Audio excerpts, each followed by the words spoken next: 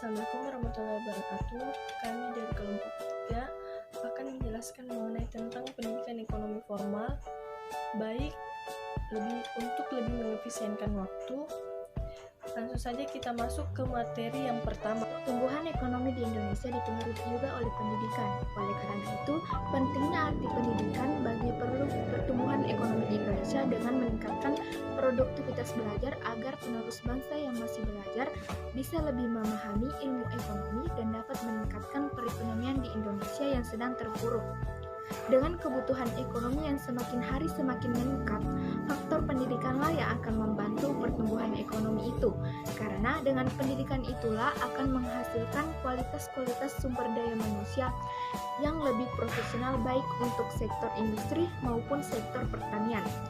Dan dari situlah akan berdampak dan berpengaruh pada pertumbuhan ekonomi bangsa Indonesia di masa yang akan datang. Masalah pendidikan sebenarnya tidak dapat dilepaskan dari masalah ekonomi, baik secara langsung maupun tidak langsung. Kontribusi pendidikan terhadap ekonomi dan pembangunan harus diakui.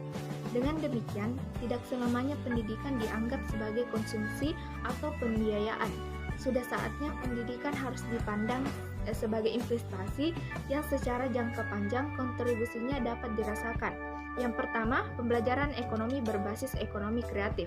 Ekonomi kreatif di Indonesia dibentuk melalui program Indonesia Design Power oleh Departemen Perdagangan untuk membantu pengembangan ekonomi kreatif di Indonesia yang bertujuan untuk menempatkan produk Indonesia menjadi produk yang dapat diterima di pasar internasional. Berdasarkan sasaran, arah dan strategi pengembangan ekonomi kreatif tersebut, salah satunya yaitu meningkatkan sumber daya manusia kreatif yang berkualitas secara berkesinambungan dan tersebar merata di wilayah Indonesia. Hal ini tentu saja diperlukan peran dari jalur pendidikan untuk membentuk insan-insan kreatif dan mencetak wirausaha dengan memperkenalkan ekonomi kreatif di kalangan generasi muda sejak dini. Pembelajaran ekonomi adalah pembelajaran yang dinamis serta dekat dengan kehidupan sehari-hari peserta didik. Oleh karena itu, pembelajaran ekonomi harus dipersiapkan sesuai kebutuhan dari peserta didik untuk menghadapi tantangan yang akan mereka hadapi. Ekonomi kreatif merupakan ekonomi baru yang mengintensifkan informasi dan kreativitas dengan mengendalikan pada ide dan stock of knowledge dari sumber daya manusia sebagai faktor produksi utama dalam kegiatan ekonominya. Untuk itu, pemerintah menggagas ekonomi kreatif di Indonesia dengan memasukkan ekonomi kreatif dalam kurikulum pendidikan yang tertuang dalam. Hal ini merupakan salah satu inovasi yang dilakukan pemerintah untuk memperbaiki sistem pendidikan Indonesia. Penerapan ekonomi kreatif dapat diterapkan saat proses pembelajaran, di mana guru memberikan contoh aplikasi materi tersebut dalam kehidupan sehari-hari yang dapat memberikan nilai ekonomi, dan sebaiknya guru dapat memotivasi peserta didik agar dapat memunculkan kreativitasnya, sehingga peserta didik dapat terpacu untuk mengeluarkan ide-idenya dan menciptakan suatu inovasi baru yang punya nilai ekonomi dan daya jual. Yang kedua, pengaruh literasi ekonomi terhadap moralitas ekonomi melalui rasionalitas ekonomi mahasiswa. Menurut Etzioni, ada 4 kriteria yang dapat dijadikan acuan untuk menilai suatu tindakan moral, meliputi 1. Mencerminkan suatu imperatif, 2. Mencerminkan suatu generalisasi, 3. Mencerminkan suatu simetri bila diterapkan kepada orang lain, 4. Dimotivasi secara intrinsik. Di lingkungan kampus, pada dasarnya berlangsung proses pembelajaran dari dosen terhadap mahasiswanya tentang berbagai hal, terutama dalam aktivitas ekonomi. Dengan demikian, dapat dinyatakan bahwa dosen memulai pembelajaran ekonomi selain berperan sebagai pendidik untuk membelajarkan mahasiswanya dalam aktivitas ekonomi agar mereka menjadi pelaku ekonomi yang produktif dan mengatur kebutuhan konsumsinya dengan baik. Dosen juga berperan untuk para mahasiswa agar mempunyai komitmen moral dan rasional dalam berperilaku ekonomi. Literasi ekonomi tidak berpengaruh secara langsung terhadap moralitas, karena pada bagian indikator literasi ekonomi pada dasarnya hanya untuk melihat pengetahuan, bukan untuk melihat bagaimana perilaku ekonomi mahasiswa dan indikatornya. Bernuansa sikap rasionalitas ekonomi didasari sepenuhnya bahwa pendidikan ekonomi perguruan tinggi dilihat dari sisi bahan ajarnya, strategi pembelajaran, maupun evaluasi pencapaian tujuan, mulai jenjang sekolah dasar hingga lanjutan, tingkat atas dan perguruan tinggi lebih banyak memberikan pengetahuan dan keterampilan, serta sedikit sekali yang mengarah kepada pembentukan sikap untuk menjadikan peserta didik sebagai perilaku ekonomi yang efektif dan efisien, sekaligus bermoral. Melalui jalur pendidikan diperlukan berbagai perbaikan pendidikan formal, khususnya pada pendidikan ekonomi yang memberikan tekanan pada penanaman sikap dan nilai rasionalitas ekonomi. Oleh karena seperti diketahui, pendidikan ekonomi di perguruan tinggi yang ada saat ini lebih menekankan sebagai pengetahuan dan kurang memberikan tekanan pada pemberian pengalaman praktis maupun hal-hal yang dibutuhkan anak bagi kehidupannya untuk masa sekarang maupun masa yang akan datang. Materi yang ketiga yaitu keputusan ekonomi yang dibuat oleh setiap orang idealnya dilakukan secara rasional untuk mempertimbangkan skala prioritas pemenuhan kebutuhannya. Untuk mencapai hal itu sejenak anak menempuh jenjang pendidikan sekolah dasar SD, mereka perlu mendapatkan pendidikan ekonomi yang cukup dan tepat. Oleh karena itu perlu dilakukan upaya pembenahan pendidikan ekonomi di SD yang setidaknya mencakup peningkatan kapasitas guru kelas tentang literasi ekonomi, pembangunan kurikulum dan sumber belajar, peningkatan kapasitas siswa sebagai pembelajar ekonomi, dan peninjauan kurikulum calon guru SD dalam kurikulum 2006 dan kurikulum 2013. Tampak nyata bahwa pendidikan ekonomi melalui jalur formal persekolahan belum diperlihatkan oleh pemerintah. Menurut Stigler 1970, pendidikan ekonomi idealnya dimulai sejak anak masuk sekolah. Guru pendidikan dasar karenanya harus mendampingi anak-anak belajar secara benar tentang konsep-konsep dasar ekonomi. Jika anak mampu menguasainya, maka hal itu akan membantu mereka untuk memahami tentang dunia ekonomi yang ada di sekitarnya. Yang keempat, pengaruh pendidikan, pekerjaan, dan pendapatan orang tua terhadap prestasi belajar ekonomi. Pendidikan merupakan salah satu faktor utama bagi pengembangan sumber daya manusia karena pendidikan diyakini mampu meningkatkan sumber daya manusia sehingga dapat menciptakan manusia produktif yang mampu memajukan bangsanya. Orang tua yang memiliki pendidikan yang tinggi mempunyai dorongan yang besar untuk menyekolahkan anak mereka. Bagaimana gambaran siswa dari keluarga yang berpendidikan akan mempunyai kondisi belajar dan prestasi belajar yang berbeda dengan siswa dari keluarga yang tidak berpendidikan. Hal ini memberikan pengaruh dan dorongan positif maupun negatif yang akan mempengaruhi prestasi belajar anak. Pekerjaan orang tua meliputi wira swasta, PNS, pensiunan, dan ibu rumah tangga. Dianggap memenuhi standar untuk dapat memenuhi kebutuhan atau layak yang berpengaruh terhadap kegiatan belajar dan prestasi belajar siswa. Bagaimanapun aktivitas yang dilakukan seorang anak membutuhkan finansial dari orang tua. Contohnya, anak dalam belajar akan sangat memerlukan sarana penunjang belajarnya yang kadang-kadang yang harganya mahal tidak dapat terjangkau oleh orang tua. Bila kebutuhannya tidak terpenuhi, maka akan menjadi penghambat bagi anak dalam pembelajaran. Yang kelima, pengaruh pendidikan ekonomi, keluarga, teman, pergaulan terhadap literasi ekonomi.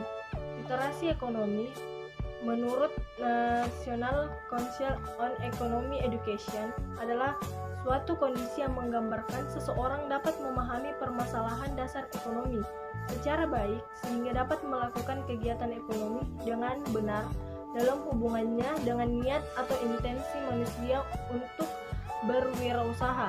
Pengetahuan dasar ekonomi akan memberikan dasar perilaku ekonomi lebih lanjut untuk tidak melakukan sesuatu secara rasional untuk mencapai kemakmurannya. Oleh sebab itu, diduga ada keterkaitan yang kuat antara literasi ekonomi seseorang mahasiswa dengan niatnya untuk berwirausaha. Literasi ekonomi mesti dimiliki setiap individu sebagai upaya pendukung pengambilan keputusan terkait ekonomi dengan tepat. sehingga mampu dipraktikkan secara langsung pada konteks kewirausahaan. Pendidikan yang diberikan keluarga akan memberikan arah kepada kondisi kemakmuran yang diharapkan anak di masa depan. Oleh karena itu, sangat diperlukan peran keluarga di dalam pembinaan moral remaja, terutama apalagi di era globalisasi menjadikan bukanlah yang peran singkat dan seadanya. Individu-individu sebagai anggota keluarga mempunyai tanggung jawab untuk saling memberikan perhatian kepada anggota keluarga lainnya.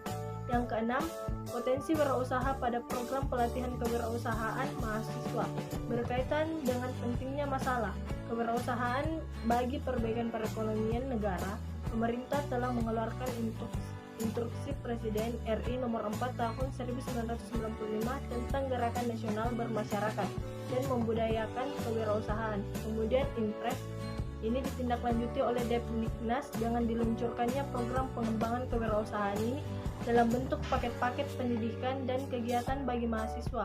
Seperti program pemerintah terdahulu, program ini merupakan gerakan penanaman jiwa kewirausahaan secara dini kepada mahasiswa dan khususnya masyarakat pemula akan melakukan kegiatan wirausaha.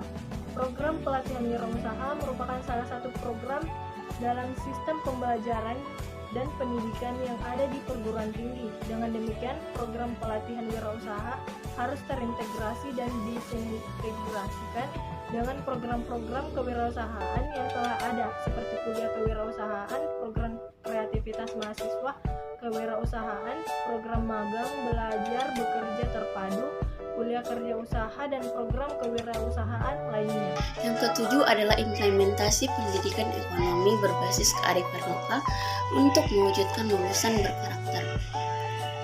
Kendala yang dihadapi sekarang ini dan masa yang akan datang adalah membentuk mahasiswa yang berkarakter dan dapat diterima dalam dunia kerja.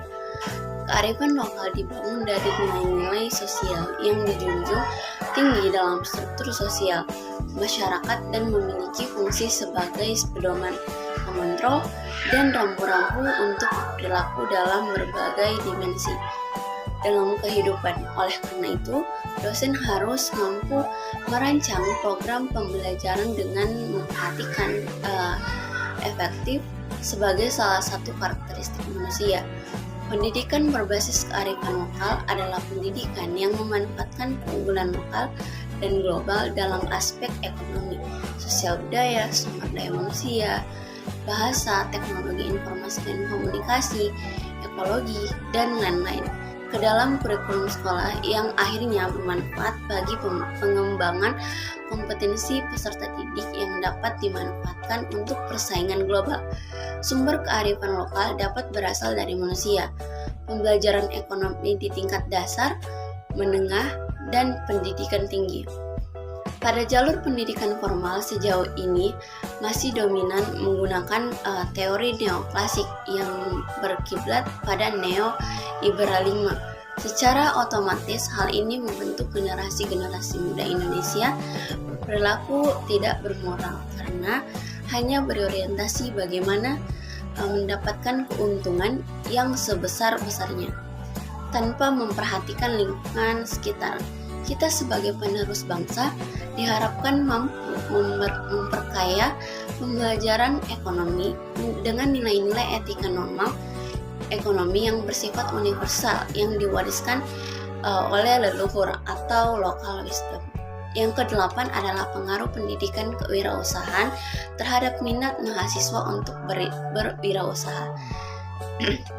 Sebagai upaya meningkatkan minat wirausaha, masyarakat khususnya mahasiswa perguruan tinggi memperhatikan mata kuliah pendidikan kewirausahaan. Pendidikan kewirausahaan tidak hanya memberikan landasan teoritis mengenai konsep kewirausahaan, tetapi membentuk sikap, perilaku, dan pola pikir seorang wirausahaan. Mengingat pentingnya pendidikan kewirausahaan bagi masyarakat, khususnya mahasiswa, maka Dirjen Pendidikan Perguruan Tinggi atau Dikti sebagai lembaga yang menaungi pendidikan tingkat universitas memperlakukan program mata kuliah kewirausahaan yang harus diikuti oleh mahasiswa di semua jurusan bidang studi. Yang ke-9 adalah pengaruh pendidikan ekonomi keluarga terhadap perilaku konsumsi di mediasi literasi ekonomi dan gaya hidup. Pada perubahan gaya hidup yang mengarah kepada perilaku konsumtif cenderung terjadi di kalangan remaja saat ini. Hal tersebut dapat dilihat dari fenomena perubahan gaya hidup, sosial, budaya, dan jenis kebutuhan manusia yang semakin beragam. Dengan penanaman nilai-nilai dalam keluarga yang baik, maka akan terbentuk perilaku konsumsi yang rasional pula. Berdasarkan uraian di atas, maka telah terbukti bahwa secara signifikan pendidikan ekonomi keluarga berpengaruh terhadap perilaku konsumsi yang dengan demikian untuk meningkatkan perilaku konsumsi mahasiswa dapat dilakukan dengan meningkatkan pendidikan ekonomi keluarga dengan memperhatikan variabel pembiasaan, karena variabel tersebut memberikan sumbangan yang tertinggi. Untuk itulah variabel literasi ekonomi perlu dipertimbangkan sebagai faktor yang diperlukan sebagai untuk meningkatkan perilaku konsumsi yang rasional pada mahasiswa. Sekian dari kelompok kami, kurang dan lebihnya mohon dimaafkan. Wassalamualaikum warahmatullahi wabarakatuh.